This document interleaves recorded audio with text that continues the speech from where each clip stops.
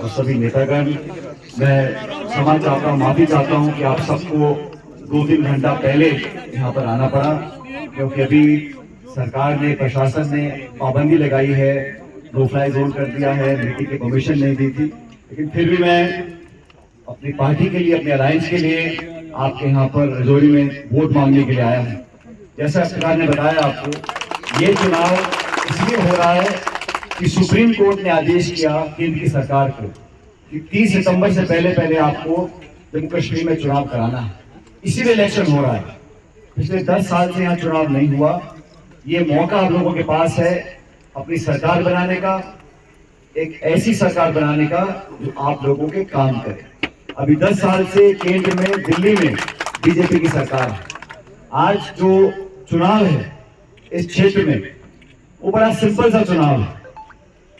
जो लोग मजहब के नाम पर, धर्म के नाम पर, जाति बिरादरी के नाम पर, बोली के नाम पर लोगों को बांटना चाहते हैं, उनके साथ हमारा चुनाव है। जो लोग सबको साथ लेकर चलना चाहते हैं, हर मजहब के लोगों को, सिख हो, हिंदू हो, मुसलमान हो, बौद्ध हो, उन सबको साथ रखकर जो चलना चाहते हैं, उनके बीच में चुनाव है।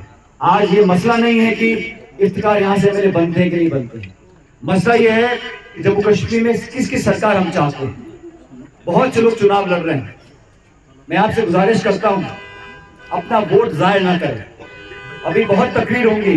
मुझे बताया गया 2 दिन के बाद यहाँ बड़े बड़े मंत्री आ रहे हैं, भारत सरकार के प्रधानमंत्री जी आए थे डोडा में, भाषण लेकर गए। लेकिन इस बात का जवाब किसी के पास नहीं है कि आपने यहाँ पर गवर्नर रूल लगा था। ये पूरा इलाका, यहाँ के जंगल, यहाँ के पहाड़, यहाँ के रेत, यहाँ की जमीन यहाँ के लोगों की है। यहाँ बाहर से लोग आकर यहाँ ठेकेदारी करते हैं, काम करते हैं, जवाब देने वाला कोई नहीं है। और बहुत पुराना मसला है। मनमोहन सिंह के प्रधानमंत्री थे तब रेफ्यूजी भाइयों, परिवारों के लिए हम लोगों ने पैकेज बनाया था। उस पैकेज में इजाफा करने की बजाय, उसको बढ़ाने की बजाय, उसमें एक बार में 5.5 लाख रुपए देके मामले को खत्म कर दिया। हम चाहते हैं कि ऐसी सरकार बने। और साथ में जो अलायंस हुआ है, देश में जो अलायंस हुआ, इंडिया अलायंस, वो तमाम ऑपोजिशन पार्टी से लोग मिलकर वहां चुनाव लड़े। तभी आज दिल्ली में प्रधानमंत्री जी के चेहरे की जो रौनक है वो गायब हो गई है। जो 300 पार, 400 पार की बात करते थे, आज लोगों ने 240 पे तक गए हैं। और 2-2 बैसाखियां लेके उन्होंने सरकार बनाई है।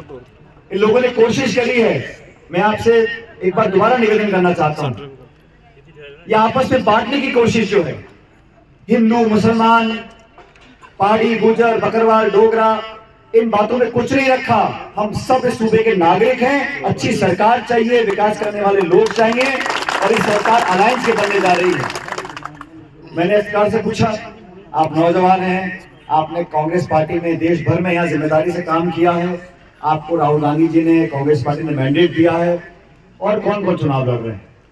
उन्होंने कहा इस पार्टी से वो लड़ रहा है, इस पार्टी से वो लड़ रहा है, बहुत सारे नाम लिए।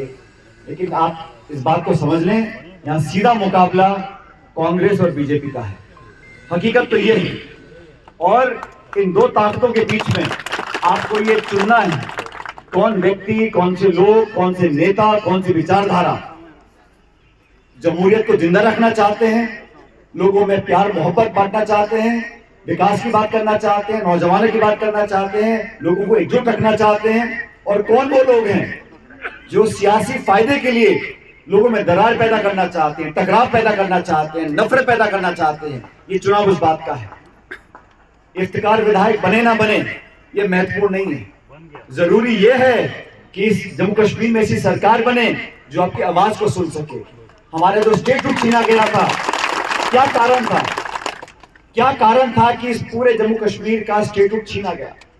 हम लोगों ने अपने मैनिफेस्टो में कहा है, सरकार बनने के बाद सबसे पहला काम हम लोग कराएंगे, जम्मू कश्मीर को दोबारा पूरा स्टेटहुड मिले।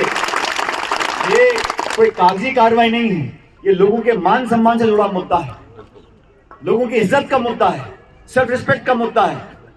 कोई जवाब बीजेपी के पास नहीं है। आप उनसे पूछिए कि पूरे देश में, पूरे इतिहास में 70-75 साल हो गए, कभी किसी स्टेट को डाउनग्रेड नहीं किया।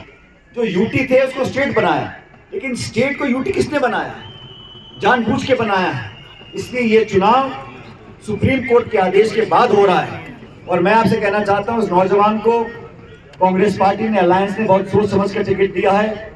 आज समय ज्यादा नहीं है, लेकिन इस इलाके से, इस जिले से, यहाँ के लोगों से हमारे बहुत पुराने रिश्ते हैं। और जैसा इन्होंने कहा, पायलट साहब कहा, इलाके के लोगों से एक जज्बाती रिश्ता था। वो सियासत का रिश्ता नहीं था, वोट का रिश्ता नहीं था, लेकिन दुख में, सुख में, मुसीबत में जो लोग साथ खड़े होते हैं वो अपने लोग होते हैं। इसलिए अभी 5-6 दिन और बचे हैं प्रचार चुनाव में। बहुत सी तकरीर होंगी, बहुत से भाषण दिए जाएंगे, लेकिन आप लोग अपने एक एक वोट की कीमत समझें। और हमारा वोट अगर बिखर गया तो उनके मंसूबे कामयाब हो जाएंगे। हमारा वोट अगर बिखर गया तो वो लोग मौका परस्त जो ताकतें हैं, जो फासिस्ट ताकतें हैं, वो दोबारा मजबूत हो जाएंगे। आज राहुल गांधी जी हमारे लीडर ऑपोजिशन है, नेता प्रतिपक्ष हैं। उन्होंने सरकार को आईना दिखा रखा है, सरकार को मजबूर कर रखा है कि आप मनमानी नहीं कर सकते। आपने सरकार जरूर बना ली है, लेकिन जमहूरियत की आवाम की आवाज बनकर राहुल गांधी जी आज पार्लियामेंट में बोलते हैं। आप लोग ये आवाज को रखते हैं और मैं भी आपको विश्वास दिलाता हूं कि आप यहाँ से इफ्तिकार को जिताकर भेजो। सरकार हमारी जो बनेगी उसमें अहम भूमिका इफ्तिकार की भी रहेगी और आप सब लोगों की रहेगी। और ये इस नौजवान को मैंने कहा हमको सबको बराबर का दर्जा देना है, सबको मान सम्मान देना है। प्रत्येक इंसान की एक एक वोट है, आपस में बंटवारा हो जाएगा, कोई इधर वोट खराब। इतने लोग चुनाव लड़ रहे हैं, कोई चुनाव जीतने के लिए नहीं लड़ रहा है। इफ्तिकार का वोट 1000 वोट, 2000 वोट, 5000 वोट कम हो जाए, इसलिए चुनाव लड़ रहे हैं। इसलिए एक एक वोट की कीमत को समझना है। ये बड़ा महत्वपूर्ण इलेक्शन है, पूरी दुनिया की नजर है जम्मू कश्मीर के ऊपर, और पूरे देश के लोग जानना चाहते हैं कि रजौरी के लोग किसको पसंद करते हैं, किसको वोट डालते हैं। ये आपके फ्यूचर का, आपके भविष्य का, आपके नौजवानों का चुनाव है। अगले 5 साल ऐसी सरकार बने जहां पे आपके विकास के काम हो, रोजगार मिले। हम लोगों ने कुछ गारंटीज दिए मैनिफेस्टो में। हम लोग चाहते हैं कि महिलाओं को, नौजवानों को, किसानों को, मेहनतकश लोगों को मदद मिले, सहायता मिले, बजट मिले, पॉलिसीज बने। उस प्रकार का हमारा मैंडेट है, हमारा मैनिफेस्टो है कांग्रेस पार्टी का। इसलिए पिछले 2 दिन से मैं यहाँ जम्मू कश्मीर में हूँ और मैं दावे से कह सकता हूँ कि कोई कितनी कोशिश कर ले, लेकिन आवाम की आवाज को दबा नहीं सकते। लोगों की जो मर्जी है वो बटन दबा के जाहिर होगी। और 8 तारीख को जब परिणाम आएंगे तो भारी बहुमत के साथ यहाँ पर अलायंस की सरकार बनेगी और आपका नुमाइंदा सेड़ा जाएगा, ऐसा मुझे पूरा विश्वास है। लेकिन तब ये कामयाबी मिलेगी, तब सफलता मिलेगी जब आप सब एकजुट रहेंगे। और ये चुनाव, मैं फिर कह रहा हूँ, किसी जाति का, किसी मजहब का, किसी जुबान का, किसी समुदाय का नहीं है। ये चुनाव 2 ताकतों का है, कांग्रेस का है और बीजेपी का है।